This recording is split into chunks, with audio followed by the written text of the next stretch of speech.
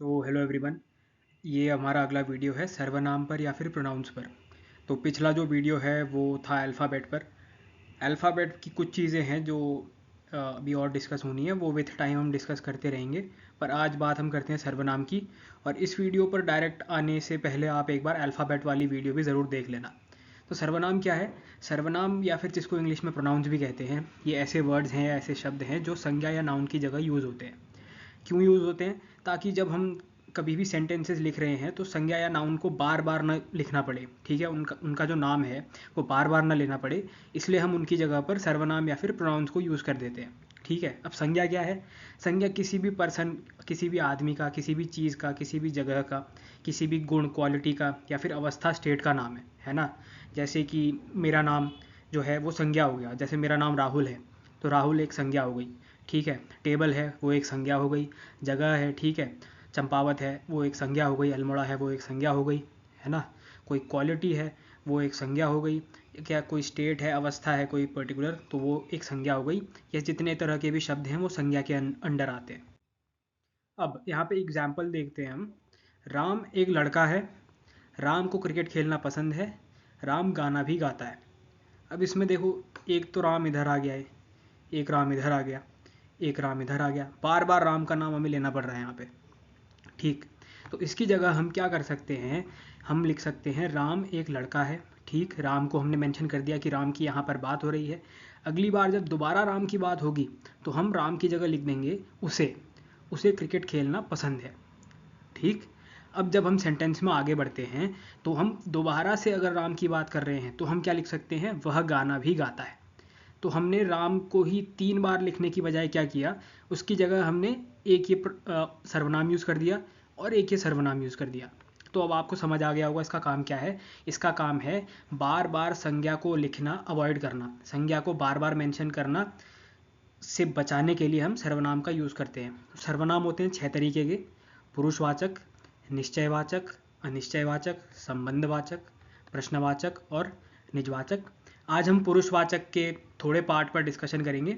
इसके बाद हम बाकी के पार्ट्स को आगे हम डिस्कस करेंगे अगले वीडियोज़ में। सबसे पहले पुरुषवाचक सर्वनाम। अब ये क्या है? यहाँ ये जो पुरुषवाचक सर्वनाम है ये हमें बोलने वाले व्यक्ति, ठीक है, जो व्यक्ति बोल रहा है, जो आदमी बोल रहा है या फिर जो कुछ लिख रहा है, फर्स्ट पर्सन, ठीक, जो बात कर रहा है मुंह से या फिर लिख कर, उसकी बात हो रही हो, या फिर जो उस आदमी की बात सुन रहा है या फिर जो उस आदमी की बात पढ़ रहा है। ठीक, सेकंड पर्सन। ठीक है, फर्स्ट पर्सन कौन हो गया? जो कुछ बोल या लिख रहा है।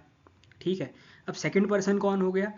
जो उसकी बात सुन रहा है उसके सामने या फिर उसके सामने उसकी बात पढ़ रहा है, वो हो गया सेकंड पर्सन। या फिर कोई तीसरा ऐसा आदमी जो इन दोनों में से ही नहीं है। ठीक है, एक तो हो गया एक तो हो गया लिखने या बोलने वाला, वो हो गया फर्स्ट पर्सन। दूसरा हो गया इसकी बात सुनने या फिर पढ़ने वाला। तीसरा हो गया कोई तीसरा जो इन दोनों में से है ही नहीं। ठीक है, इन दोनों के आमने सामने वो है ही नहीं, ये हो गया थर्ड पर्सन। पुरुषवाचक सर्वनाम हमें ये बताते हैं कि भाई किसकी बात हो रही है। लिखने बोलने वाले की बात हो रही है, सुनने पढ़ने वाले की बात हो रही है, या फिर इन दोनों के अलावा किसी तीसरे आदमी की बात हो रही है। अब इसमें पुरुष का मतलब क्या है? पुरुष या पर्सन हमें बताता है कि किसकी बात हो रही है। ठीक है, वो जितनी भी बातचीत है, जो भी वाक्य है या फिर जो भी बात है, इसमें किसकी बात हो रही है? बोलने लिखने वाले की, सुनने पढ़ने वाले की, या फिर इन दोनों के अलावा किसी तीसरे की। ठीक है, तो अब व्याकरण में क्या है? 3 पुरुष हैं, एक उत्तम, एक मध्यम और एक अन्य। अब ये क्या क्या है इसको हम अगली स्लाइड्स में देखेंगे। इससे पहले हम एक बार कारक भी समझ लेते हैं, क्योंकि ये जो चीज़ें हैं ये साइड बाय साइड चलती हैं। ठीक है, तो मुझे लगा कि इनको एक साथ मैं बता दूंगा जैसा उन्होंने लिख कर दिया मेरे दोस्त ने मुझे ये, तो उसको उसी हिसाब से अब हम बता देते हैं। तो कारक क्या है? संज्ञा या सर्वनाम के जिस रूप से उसका रिलेशन सेंटेंस के किसी दूसरे वर्ड के साथ पता चलता है उसे कारक कहते हैं। मतलब संज्ञा या सर्वनाम क्या है? संज्ञा हो गया नाउन, सर्वनाम हो गया प्रोनाउन। ये क्या थे हमने पीछे डिस्कस कर लिया। अब किसी सेंटेंस में एक नाउन या प्रोनाउन का बाकी वर्ड्स के साथ क्या रिलेशन है, वो किससे पता चलता है हमें? वो कारक से पता चलता है। ठीक, वो चीज़ हमें कारक से पता चलती है। एग्जाम्पल लेते हैं, लोगों ने शेर को भगाया। अब इसमें संज्ञा क्या क्या है? एक तो संज्ञा है लोग और एक संज्ञा क्या है? शेर। ठीक, अब लोगों की अगर मैं बात कर रहा हूँ तो यहाँ पर लोग कुछ काम कर रहे हैं ना, लोग काम कर रहे हैं। मुझे कौन सा शब्द बता रहा है कि लोगों ने काम किया? मुझे ने बताया कि लोगों ने कुछ काम कर दिया। ठीक है, किसने किया काम? लोगों ने। तो ने वो शब्द है। तो लोगों ने जब मैंने सुना मुझे पता चल गया, ठीक है भाई, काम किसने किया? लोगों ने। इसके बाद शेर को जब मैंने इस वाक्य में देखा, लोगों ने अपना काम किस पे किया? शेर पे किया ना। तो लोग जो काम कर रहे हैं उसका असर किस पर पड़ रहा है? शेर पे पड़ रहा है। भगाया किसको? शेर को। तो लोगों के काम का असर शेर पर पड़ा। ये मुझे किसने बताया? को शब्द ने, कि भाई लोगों ने किसको भगाया? शेर को भगाया। ठीक, उससे वो भाग गया। तो ये जो लोगों ने और शेर को, इसने मुझे बताया भाई काम किसने किया और काम किस पे किया। ठीक है ना। तो यही सिंपल सी चीज़ है। यहाँ पे जब हमने इन लोगों के साथ ने जोड़ दिया और शेर के साथ को जोड़ दिया, तो हमें पता चल गया कि भाई लोगों का इस वाक्य में शेर के साथ क्या रिलेशन है और शेर का लोगों के साथ क्या रिलेशन है इस सेंटेंस में। ठीक, अब आगे चलते हैं। तो अब कुमाऊनी में कई सारी लैंग्वेजेस की तरह ये जो कारक है जो पीछे डिस्कस हुए, ये सर्वनाम के साथ मिल जाते हैं और ये मीनिंग में बदलाव लाते हैं। ठीक है, मीनिंग चेंज कर देते हैं। कौन कौन? कारक और सर्वनाम साथ में मिलकर। अब ये कैसे चेंज करते हैं इसको हम आगे देखते हैं। इसके लिए हम दोबारा से एक बार पुरुषवाचक सर्वनाम पे आएंगे। पुरुषवाचक सर्वनाम क्या है? पुरुषवाचक सर्वनाम तीन पुरुष के थ्रू, तीन पुरुष के जरिए। कौन कौन से पुरुष? उत्तम पुरुष, मध्यम पुरुष और अन्य पुरुष। उत्तम पुरुष कौन है? बात करने वाला या लिखने वाला। मध्यम पुरुष कौन है? उस बात को लिखने या बोलने वाले के सामने सुनने वाला। अन्य पुरुष कौन है? कोई तीसरा व्यक्ति इन दोनों के अलावा, जो इन दोनों में से ही नहीं है। तो अब पुरुषवाचक सर्वनाम हमें ये बताते हैं कि भाई कोई भी वाक्य है या कोई भी बातचीत है, उसमें किसकी बात हो रही है इन तीनों में से। ठीक, तो हम आज बात करते हैं उत्तम पुरुष की। ठीक है, उत्तम पुरुष या फिर जिसे इंग्लिश में फर्स्ट पर्सन भी कहते हैं, इसमें वो सर्वनाम या वो शब्द आते हैं जो बोलने या लिखने वाले की बात करते हैं, या फिर जब हम खुद के लिए यूज़ करते हैं। कि ऑब्वियसली अगर मैं कोई चीज़ बोल रहा हूँ, लिख रहा हूँ, तो उस समय मैं मेरी बात करूँगा ना।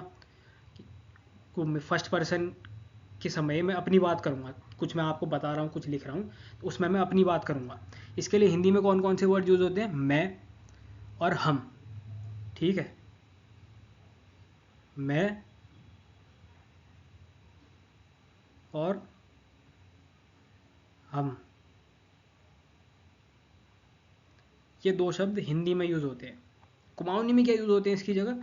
मैंने सफ़ेद वाले सब हिंदी में लिखे हैं और जितना भी येलो में लिखा है मैंने वो कुमाऊनी में लिखा है। तो मैं को क्या बोलते हैं? मी बोलते हैं। ठीक है, मैं को मी बोलते हैं और कहीं कहीं मुँह भी बोला जाता है मैं को। ठीक, तो मैं को क्या बोलते हैं? मी और मुँह। मी और मुँह बोला जाता है, लेकिन मी ज़्यादा यूज़ होता है तो हम मी की बात करेंगे यहाँ पर। अब कोई कोई हिंदी की तरह मैं भी बोलते हैं, पर मैं कोशिश करूँगा हिंदी वाले शब्दों को मैं यहाँ नहीं पढ़ाऊँ, क्योंकि जितना हम हिंदी की मिलावट कम करके कुमाऊनी को यूज़ करना सीखेंगे उतना अच्छा होगा, है ना। क्योंकि जितनी हिंदी की मिलावट हमारी भाषा में कम होगी, उतना इस लैंग्वेज की अपनी आइडेंटिटी है वो उतना ही सिक्योर रहेगी। ठीक है, कुछ लोगों को ये बात ख़राब भी लग सकती है, पर आप जैसा सोचते हैं सोचिए। मैं तो ऐसा ही सोचता हूँ कि जितनी हिंदी से ये दूर रहेगी लैंग्वेज, उतना इसकी जो अपनी आइडेंटिटी है वो बची हुई रहेगी। इसके ठीक, तो मैं को क्या बोलेंगे हम? मैं को मैं मी कह के पढ़ाऊँगा, बट इसको मुँह भी बोलते हैं कहीं कहीं, आप नॉलेज के लिए याद रख लें। इसके अलावा मैं को हम और हम, ये तीनों बोला जाता है। अब इनको बोलना कैसे है, इसके लिए आप पिछली वीडियो देखना, ये मैं दोबारा इस वीडियो में नहीं बताऊंगा, है ना। हम, हम और हम, हम और हम, ये तीन तरह से हम यहाँ बोला जाता है। अब इसके बाद हम कर्ता कारक की बात करते हैं। ठीक, एक चीज़ मैं यहाँ पर बताना चाहूँगा कि एक मैंने आपको पिछली वीडियो में बताया था, ये वाला अक्षर। ठीक, जो दो मुड़े हुए डंडे होते हैं, इसको प्रोनाउंस कैसे करते हैं हम? ए।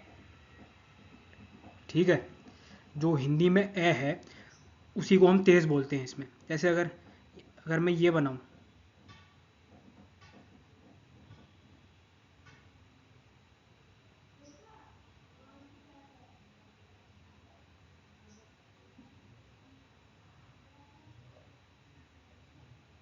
अगर मैं ये बनाऊं, तो इसको हम कैसे बोलेंगे? इसको हम बोलेंगे हैम, हैम बोलेंगे इसको। और इस वाले को कैसे बोलेंगे हम? हैम, हैम। हेम, ये जो मुड़ा, ये ऊपर जो मुड़ गए ना ये दो, ये इसी चीज़ की निशानी है कि भाई इसको अब हमें तेज़ बोलना है। बट दिक्कत क्या है, ये जो मुड़ा वाला साइन है, इसके हमारे पास अभी गूगल कीबोर्ड में वो नहीं है, कोई सिंबल नहीं है। तो इसकी जगह अगर मुझे ऐसा लिखना है, ये मुड़ा वाला अगर मुझे इसको लिखना है, तो इसको मैं फ़िलहाल के लिए ऐसे लिख रहा हूँ, ठीक है, जिससे आप फ़ोन में टाइप कर सकें और पढ़ सकें इसे, इसको इस तरह से। और मैं एक नीचे हलंत लगा दे रहा हूँ, ठीक है। हलंत क्या होता है वो जानने के लिए आप अल्फ़ाबेट वाला वीडियो देखना, ठीक है। अब इसको कैसे बोलना है, इसको भी ऐसे ही बोलना है जैसे हम ये बोल रहे हैं, हेम। तो ये इसी के जैसा है कि अब इस तरह ये मैंने क्यों बनाया, ये वाला मैंने इसलिए बनाया क्योंकि जो अभी कुमाऊनी के ऑथर हैं और राइटर्स हैं वो इसको इस तरह से लिखते हैं। बट वो इसलिए लिखते हैं क्योंकि उन्होंने नया अल्फ़ाबेट अभी अडॉप्ट किया नहीं है, ठीक है। वो अभी पुराने हिसाब से ही चल रहे हैं, और देवनागरी के रूल्स के हिसाब से आप एक स्वर के नीचे हलंत ऐसे नहीं लगा सकते हैं, ठीक है। स्वर क्या है, इसमें स्वर ऊपर है, जो मैंने दो बनाई ये इसमें स्वर है, ये ए बड़ा वाला, इसके नीचे हलंत नहीं लगा सकते। पर क्योंकि मेरे पास ये गूगल कीबोर्ड में फ़ोन के लिए ये वाला जो साइन है ये अभी है नहीं, इसलिए मैं ऐसे लिखूँगा अभी, ठीक। तो अब इसके बाद हम वापस से इस पे आते हैं। तो उत्तम पुरुष के जो सर्वनाम है फर्स्ट पर्सन के, जहाँ पर मैं अपनी बात कर रहा हूँ बोलने या लिखने वाले की, वो हिंदी में क्या है, मैं और हम। और कुमाऊनी में क्या है, मी और हेम या हम, ठीक। अब कर्ता कारक की बात अगर हम करते हैं यहाँ से, कर्ता कारक क्या होता है, किसी भी शब्द, कोई भी शब्द, जैसे कोई शब्द संज्ञा है या कोई शब्द सर्वनाम है, उसका जो रूप हमें काम करने वाले के बारे में बताता है वो कर्ता कारक है, ठीक। कर्ता का मतलब क्या होता है, कर्ता का मतलब होता है करने वाला, कुछ भी काम करने वाला कर्ता होता है। अब संज्ञा या सर्वनाम का, ठीक है, कोई भी शब्द जो संज्ञा या सर्वनाम है उसका वो रूप जो हमें काम करने वाले के बारे में बता रहा है वो कर्ता कारक हो गया, ठीक। अब इसका एग्जाम्पल जैसे अगर मैं हिंदी में दूं, तो हिंदी में सेंटेंस है मैंने कहा, ठीक है। किसने कहा, यहाँ पर मैंने कहा ना, मैं कहने का काम कर रहा हूँ। तो ये सेंटेंस मुझे क्या बता रहा है कि कौन काम कर रहा है, मैं। अब मुझे कैसे पता चल रहा है मैं काम कर रहा हूँ, ये जो ने जोड़ दिया मैंने इसके साथ, है ना, मैं के साथ जो मैंने ने जोड़ दिया, इससे मुझे पता चल रहा है कि भाई मैं काम कर रहा हूँ, ठीक है। तो इस तरह से हिंदी में कर्ता कारक बनाया जाता है। पर जहाँ पर मैं कुमाऊनी की बात करूँगा, तो कुमाऊनी में अगर आपको कर्ता कारक बनाना है, ठीक है, संज्ञा या सर्वनाम से, संज्ञा या सर्वनाम से कुमाऊनी में कर्ता कारक बनाने के लिए आपको उसके एंड में ल जोड़ना पड़ेगा। क्या जोड़ना पड़ेगा, ल जोड़ना पड़ेगा। फॉर एग्जाम्पल, मैं क्या था हमारे पास यहाँ पर, मी था। तो अगर मुझे बोलना है मैंने, तो मैं क्या बोलूँगा, मील, ठीक है। अब ये जब मैंने बन जाता है तो ये मात्रा बड़ी बन जाती है, पर आप समझ लें फिर भी। मैं को क्या बोलते हैं कुमाऊनी में, मी। और जब मुझे बोलना है मैंने, तो मैं क्या बोलूँगा, मील। वैसे ही अगर हिंदी में मुझे बोलना है हमने, कुमाऊनी में क्या बोलूँगा, हमुल। कुमाऊनी में क्या बोलूँगा मैं हमने को, हमुल, ठीक है। अब मुझे बोलना है राहुल ने, जैसे राहुल कुछ कर रहा है, राहुल ने किया। तो अगर मुझे बोलना है राहुल ने, तो मैं क्या बोलूँगा, राहुलल। राहुलल करो, मतलब राहुल ने किया, ऐसे मैं बोलूँगा। अब मुझे बोलना है कुछ राम ने किया, कुछ राम काम कर रहा है, ठीक है, तो मैं क्या बोलूँगा, रामल, ठीक है। ऐसे ही आप जोड़ते जाना, ठीक है। अरुण ने किया तो अरुणल, ठीक है। प्रकाश ने किया तो प्रकाशल, ठीक है। जैसे अ, मंत्री ने किया तो मंत्रील, ठीक है। ऐसी ल लगा देना है बस, कुछ जहाँ पर भी आपको हिंदी का ने जो है उसकी जगह कुमाऊनी में ल आ जाएगा कि ये कुछ कर रहा है, इसने किया, ठीक है। इसने, उस ने की जगह कुमाऊनी में ल आ जाएगा, सिंपल। अब आगे हम चलते हैं कर्म कारक की तरफ। कर्म कारक क्या है, कर्म कारक हमें ये बताता है कि जो कर्ता काम कर रहा है, ठीक है, जो किसी भी बातचीत में, किसी भी बात में या किसी भी सेंटेंस में जो आदमी या फिर जो पर्सन कोई काम कर रहा है, उस काम का असर किस पर पड़ रहा है, ठीक। उस काम का असर किस पर पड़ रहा है ये हमें कर्म कारक बताता है। कर्म कारक क्या बताता है, जो जो भी व्यक्ति या पर्सन किसी सिचुएशन में काम कर रहा है उस काम का असर किस पर पड़ रहा है, ठीक है। हिंदी में इसको कैसे पहचानते हैं, हिंदी में इसको को से पहचानते हैं। एग्जाम्पल, राम ने मुझे या फिर मुझको बताया, ठीक है। किसने बताया, काम कौन कर रहा है यहाँ पे, राम कर रहा है, काम तो राम कर रहा है। बट राम जो काम कर रहा है उसका असर किस पर पड़ रहा है, राम ने मुझे बुलाया, ठीक है। अब राम ने बुलाया तो सही, पर किसको बुलाया? राम जो बुला रहा है उसके बुलाने का असर किस पर पड़ रहा है? मुझ पर पड़ रहा है। तो मुझे कैसे पता चला वो? जब मैंने सेंटेंस में देखा कि यहाँ पर मुझे या मुझको इस तरह से बात हो रही है। ठीक है, तो राम यहाँ पर काम करने वाला है और उसके काम का असर पड़ रहा है मुझ पर, मुझे या मुझको। इससे मुझे पता चल गया कि काम का असर मुझ पर पड़ रहा है। अब ये तो हिंदी की बात हो गई, पर अगर कुमाऊनी में मुझे कर्म कारक पहचानना है तो मैं कैसे पहचानूंगा? मुझे कैसे पता करूंगा कि भाई जो काम हो रहा है उसका असर किस पर पड़ रहा है इसी कुमाऊनी वाक्य में? तो कुमाऊनी में ये हम पता करते हैं कणी वर्ड जोड़कर। ठीक है, जब हम कणी जोड़ते हैं तो इससे हमें पता चलता है कि भाई जिसके साथ कणी जुड़ा हुआ है इस पे काम होने का असर पड़ रहा है। ठीक है, तो अगर मैं मी के साथ मी कणी जोड़ देता हूँ तो मी कणी का मतलब होता है मुझे या फिर मुझको। ठीक, मी कणी का मतलब क्या है? मुझे या फिर मुझको। और जब मैं हम के साथ जोड़ूंगा, हम या हमू के साथ जोड़ूंगा, तो ये बनेगा हमू कणी। हमू कणी मतलब हमें या फिर हमको। ठीक, वैसे ही अगर मैं कुकुर के साथ जोड़ूंगा, कुकुर कणी, कुकुर मतलब कुत्ता होता है, तो कुत्ता होता है कुकुर। और अगर मैंने कुकुर के साथ जोड़ा जोड़ा कुकुर कणी, तो उसका मतलब होगा कुत्ते को। ठीक है, उसी तरह मैश कणी, मैश का मतलब कुमाऊनी में होता है मनुष्य या फिर इंसान। तो अगर मैं मैश के साथ कणी जोड़ूंगा उसका मतलब हो जाएगा मनुष्य या फिर इंसान को। अब वैसे तो कणी भी कुमाऊनी लिटरेचर में, और जो पुराने कुमाऊनी के इंस्क्रिप्शन हैं जो पत्थर और पुराने पुराने राजाओं के समय के लेख हैं उनमें यूज़ हुआ है। पर इसके अलावा कै जो है ये भी कुमाऊनी साहित्य और जो पुराने कुमाऊनी के लेख हैं वो हिंदी के को की जगह यूज़ होता है। ठीक है, जैसे मैंने बताया पीछे हिंदी में कर्म कारक क्या है? को। तो उसी की जगह कुमाऊनी में कणी तो मैंने आपको बता दिया होता है। इसके साथ साथ कै भी होता है। ये कैसे यूज़ होता है? मिकै, मिकै मतलब मुझे या फिर मुझको। ठीक है, और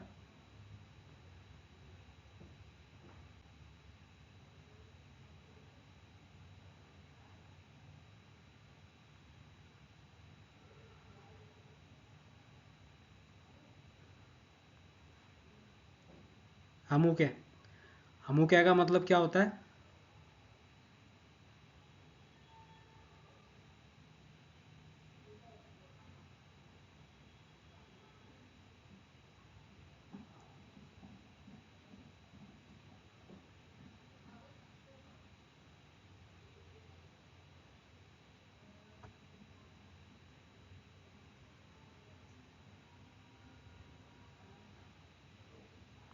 ठीक है, तो कै मैंने क्या बोला? कणी की तरह ही हिंदी के को की जगह यूज़ होता है कुमाऊनी में। मिकै का मतलब क्या होगा? मुझे या फिर मुझको। कुकुर कै का मतलब क्या होगा? कुत्ते को। ठीक है, कुकुर को कुत्ता कहते हैं कुमाऊनी में। और हमू कै का मतलब क्या होगा? हमें या फिर हमको। पर ये जो कै है ये हिंदी के को से नज़दीक दिखाई पड़ता है ना? कै, एक तरफ जैसे कै देख लो आप, और एक तरफ हिंदी का को देख लो आप, तो इन दोनों में ज़्यादा अंतर दिखाई नहीं देता है। ये दोनों काफ़ी एक जैसे दिखाई पड़ते हैं, इसलिए मैंने यहाँ पर कड़ी मेंशन किया है ना?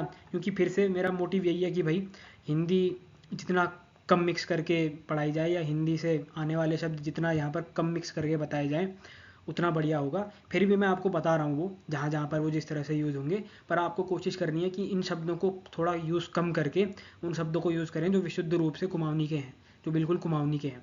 ठीक है, तो इन शॉर्ट कुमाऊनी का जो कणी या फिर कै है वो हिंदी का को है, या फिर जो कुमाऊनी का कणी या कै है वो हिंदी का कर्म कारक है। ठीक, अब हम संप्रदान कारक पर चलते हैं। अब संप्रदान कारक हमें क्या बताता है? संप्रदान कारक हमें बताता है काम करने वाला जिसके लिए काम करता है। ठीक है, जो काम कर रहा है किसी सेंटेंस में, वो जिसके लिए काम करता है या फिर वो जिसे कुछ देता है, वो होता है संप्रदान कारक। ठीक है, हिंदी में क्या चिन्ह है इसके लिए? के लिए, रे लिए, को।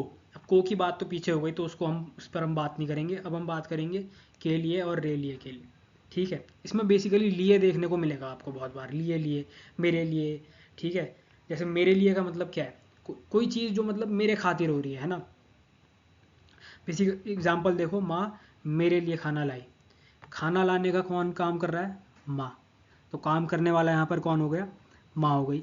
लेकिन जो माँ काम कर रही है वो माँ काम किसके लिए कर रही है? मेरे लिए कर रही है ना? क्योंकि वो मेरे लिए खाना ला रही है। तो माँ ने काम किसके लिए किया? मेरे लिए। तो यहाँ पर मुझे कैसे पता चला कि संप्रदान कारक क्या है? कैसे पता चला कि मुझे काम किसके लिए हो रहा है? मुझे मेरे लिए जब मैंने पढ़ा इस वाक्य में मेरे लिए लिखा हुआ है, इसका मतलब मुझे पता चल गया माँ मेरे लिए काम कर रही है। ठीक है, तो इसलिए की वजह से मुझे पता चल गया कि ये संप्रदान कारक है। ठीक है, अब कुमाऊनी में क्या बन जाएगा, हुणी बन जाएगा। जैसे हिंदी में क्या बन रहा है, हिंदी में लिए बन रहा है, बार बार लिए आ रहा है ना इसकी जगह, लिए लिए, तो हिंदी कुमाऊनी में ये बन जाएगा हुणी। ठीक है, अभी इसको हम मी और हमू के साथ यूज़ करना सीखते हैं, आगे इसको हम और भी यूज़ करना सीखेंगे। ठीक, तो मी हुणी का मतलब क्या होगा, मेरे लिए। मी हुणी मतलब मेरे लिए, मी हुणी मतलब मेरे लिए, और हमू हुणी मतलब हमारे लिए। ठीक, हमू हुणी मतलब हमारे लिए। अब फिर से पीछे वाली जैसी बात है ये कि भाई मेरे लिए के को कुछ इलाकों में म्यार लीजी भी बोला जाता है, और हमारे लिए को कुछ इलाकों में हमार लीजी भी बोला जाता है। क्या बोला मैंने, मेरे लिए को म्यार लीजी, म्यार, ध्यान से सुनना, म्यार नहीं बोल रहा हूँ मैं, म्यार लीजी, और हमारे लिए को हमार लीजी भी लिखा जाता है। पर फिर से म्यार लीजी, मेरे लिए, हमार लीजी, हमारे लिए, ये हिंदी जैसे ही सुनाई पड़ते हैं, लगभग वही शब्द हैं ये हिंदी के भी, इसलिए मैंने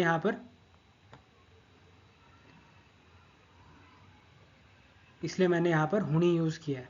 ठीक है, और ये साहित्य में भी यूज़ होता है और ये बोलने में भी यूज़ होता है। ठीक, फिर से कोशिश मेरी वही है कि मैं हिंदी से आने वाले शब्द, हिंदी से मिलते जुलते शब्दों को कम से कम रखूं, पर मैं फिर भी बता दे रहा हूँ आपको, है ना, जिससे आपको नॉलेज रहे और आप कहीं अगर सुन लो इन शब्दों को तो आपको इनका मतलब समझ आ जाए। तो यहाँ पर इज हुणी या इज लीजी, इसका मतलब कुमाऊनी में होगा माँ के लिए। इज मतलब इज या फिर इजा का मतलब कुमाऊनी में माँ होता है। ठीक, अब बैणी हुणी या फिर बैणी लीजी, इसका मतलब होगा बहन के लिए। ठीक है, बहन को कुमाऊनी में बैणी बोलते हैं, बैणी। ठीक, अब आगे चलते हैं। अब यहाँ पर एक चीज़ मैं फिर जो पीछे बताई थी वही, कि भाई ये वाली जो मात्रा है ए, इसको बोलेंगे ए, ये वाली जो मात्रा है ये अभी गूगल कीबोर्ड में नहीं आई है। ठीक है, गूगल कीबोर्ड में अभी नहीं है, इसके लिए मैं इसको इस तरह से लिख रहा हूँ। ठीक है, इसके नीचे हलंत लगा के। एग्जाम्पल, ये देखो, इसको वैसे ऐसे लिखा जाना चाहिए था, पर मैं काम चलाने के लिए इसको ऐसे लिख रहा हूँ। ठीक है, इसको सिर्फ काम चलाओ या जुगाड़ समझो आप अभी, इसको इस तरह से नहीं लिखा जाना चाहिए, पर क्योंकि फ़ोन में वो टेक्स्ट आएगा नहीं, इसको इसलिए मैं इस तरह से लिख रहा हूँ। ठीक है, पीछे भी वैसे मैंने समझा दिया था आपको ये। अब हम बात करते हैं संबंध कारक की। संबंध कारक क्या करता है, एक वाक्य में दो शब्दों के बीच में रिलेशन बताता है, सिंपल। ठीक है, दो शब्द संबंध, इसको नाम से ही समझ आ रहा है, संबंध इसके नाम में है, इसका मतलब ये संबंध बताता है दो शब्दों के बीच में। इसके एग्जाम्पल हिंदी से समझते हैं। हिंदी में हम बोलते हैं ना, मेरा पेन, मेरी पेंसिल, हमारी कार, हमारा घर, है ना, तो इससे क्या पता चल रहा है, इससे उसका हमें संबंध पता चल रहा है ना। पेन किसका है, मेरा है। पेंसिल किसकी है, पेंसिल का संबंध किससे है, मुझसे है। कार का संबंध किससे है, हमसे है, इसलिए वो हमारी कार है। घर का संबंध किससे है, हमसे है, इसलिए वो हमारा घर है। इस तरह से ये संबंध बताने का बात करता है संबंध कारक। संबंध कारक कैसे पहचानते हैं हिंदी में, मेरा, मेरी, हमारा, हमारी, ऐसे शब्दों से। ठीक, तो उत्तम पुरुष के जो सर्वनाम है कुमाऊनी में वो क्या है, मेरा को कुमाऊनी में क्या बोलते हैं, म्योर, म्योर, म्योर नहीं, लंबा नहीं पढ़ना है इसको, तेज पढ़ना है, म्योर। मेरा मतलब म्योर, और मेरे मतलब म्यार, म्यार, तेज पढ़ना है, म्यार, म्यार नहीं, म्यार। और मेरी को क्या पढ़ेंगे, म्यार, म्यार। ठीक है, मैं इसको मैरी भी पढ़ते हैं कोई कोई, पर वैसे आखिरी की साउंड इसमें गायब कर दी जाती है अक्सर, इसको पढ़ेंगे म्यार, म्यार। ठीक है, और हमारा को कैसे पढ़ेंगे, हमर, हमर, हमर। और हमारे को कैसे पढ़ेंगे कुमाऊनी में, हमार, हमार, हमार। और हमारी को कैसे बोलेंगे कुमाऊनी में, हमेर, हमेर, हमेर। ठीक, अब इसको एग्जाम्पल देख लेते हैं। म्योर ध्याव, म्योर ध्याव मतलब मेरा घर। फिर से ये ध्याव नहीं है, ध्याव, ध्याव, इसको तेज पढ़ना है, जो ऊपर मैंने बना रखा ना गोल, ये मैंने तभी बना रखा है। म्योर, म्योर ध्याव, म्योर ध्याव छू, मेरा घर है। म्योर ध्याव मतलब मेरा घर। मेर कुड़ी, मेरा मकान। अब इसमें एक ध्यान देने वाली बात यह है कि हिंदी में जो मकान है, ठीक है, ये पुलिंग होता है, मतलब ये मैस्कुलिन होता है। ठीक है, इसका जेंडर मेल होता है हिंदी में, पर कुमाऊनी में जो मकान है उसका जेंडर फीमेल होता है, फेमिनिन होता है, स्त्रीलिंग होता है, इसलिए मेरकुड़ी यूज़ कर रहे हैं हम यहाँ पर, मेरकुड़ी। इसके बाद म्यारलुकुड़, मेरे कपड़े, एक से ज़्यादा कपड़े हैं तो म्यारलुकुड़। ठीक, इसके बाद आगे चलते हैं हम, हमोरगढ़, हमोरगढ़ मतलब हमारा खेत, एक ही खेत है, ठीक है। इसके बाद हम चलते हैं हमारे कुत्ते, इसको कैसे बोलेंगे? हमार कुकुर, हमार कुकुर, हमार कुकुर, ठीक है, हमार नहीं, हमार कुकुर, ठीक है। इसके बाद हमारी नदी, इसको कैसे बोलेंगे? हमेरगंग, हमेरगंग, हमेर गंग, गंग मतलब नदी। ऐसे नदी को कुमाऊनी में एक और शब्द यूज़ होता है नदी के लिए, वो है रहप, बड़ी नदी के लिए, ठीक है। इसको भी आप नोट कर सकते हो चाहे तो, रहप यूज़ होता है नदी के लिए, ठीक है। ये भी स्त्रीलिंग शब्द है और गंग भी एक स्त्रीलिंग शब्द है, इसलिए मैंने यहाँ पर हमेर लगाया है, ठीक। स्त्रीलिंग मतलब फीमेल जेंडर वाला। अब अब इसमें हम ये देखो, एक बात समझने वाली है, कुमाऊनी में जो संबंध कारक वाले सर्वनाम है, ठीक है, कुमाऊनी में जो उत्तम पुरुष में सर्वनाम है संबंध कारक वाले, ये जो संज्ञा या नाउन है उसके जेंडर, लिंग या फिर उसके नंबर वचन के हिसाब से बदलेंगे, ठीक है। इसलिए इस चीज़ को नोट कर लेना आप, हम और हमेशा एक वचन, एक नंबर, सिंगुलर या फिर जो पुलिंग है मेल जेंडर वाला है उसके साथ आएगा हम, और किसके साथ आएगा? जो एक है संख्या में, एक वचन या फिर पुलिंग मैस्कुलिन या मेल जेंडर वाला है। हमार किसके साथ आएगा? हमार आएगा बहुवचन जो एक से ज़्यादा है, और पुलिंग जो मैस्कुलिन मेल जेंडर वाले हैं उसके लिए आएगा। हमेर, हमेर किसके साथ आएगा? हमेर आएगा एक वचन और बहुवचन दोनों में आ सकता है, उसके साथ स्त्रीलिंग में आएगा बस, ठीक। स्त्रीलिंग मतलब फीमेल जेंडर। इसके साथ साथ म्योर, म्योर किस में आएगा? एक वचन और पुल्लिंग में आएगा। म्यार किस में आएगा? बहुवचन पुल्लिंग में आएगा। मैर किस में आएगा? एक वचन और बहुवचन दोनों में आ सकता है और स्त्रीलिंग में आएगा। जैसे एग्जाम्पल यहाँ पे म्यारकुड़ी, म्यारकुड़ी मतलब मेरा मकान। अब हिंदी में मेरा हो गया, क्यों? क्योंकि मकान हिंदी में मेल जेंडर रखता है, ठीक है। मकान होता है हिंदी में, पर कुमाऊनी में कुड़ी जो है वो होती है, ठीक है। इसको पंजाबी वाली कुड़ी मत समझना, कुमाऊनी में कुड़ी मतलब मकान होता है, होती है, और ठीक है कुड़ी होती है कुमाऊनी में। हिंदी में मकान होता है और कुमाऊनी में कुड़ी होती है, और कुड़ी का मतलब मकान ही होता है लेकिन। और जैसे यहाँ पर देखो, ये तो हो गया चेंज किसकी वजह से? जेंडर की वजह से। अब चेंज किसकी वजह से? हम नंबर की वजह से देखते हैं, ठीक है। म्योर या फिर हमोरगढ़, म्योरगढ़ या फिर हमोरगढ़ मतलब एक ही खेत है, इसलिए हम म्योर या फिर हमोर लिख रहे हैं। अगर एक से ज़्यादा खेत हो जाएंगे तो हम उसको क्या बोलेंगे? गड़ा, गड़ा। इसको भी लास्ट में तेज़ बोलना है थोड़ा, गड़ा। म्यार या फिर हमार गड़ा, म्यार गड़ा या फिर हमार गड़ा मतलब मेरे खेत, ठीक है। अब ये म्योर से म्यार क्यों बन गया? ये म्योर से म्यार इसलिए बन गया क्योंकि यहाँ पर एक से ज़्यादा खेतों की बात होने लग गई। वैसे ये हमोर से हमार क्यों बन गया? ये हमोर से हमार इसलिए बन गया क्योंकि यहाँ पर एक से ज़्यादा खेतों की बात होने लग गई, ठीक।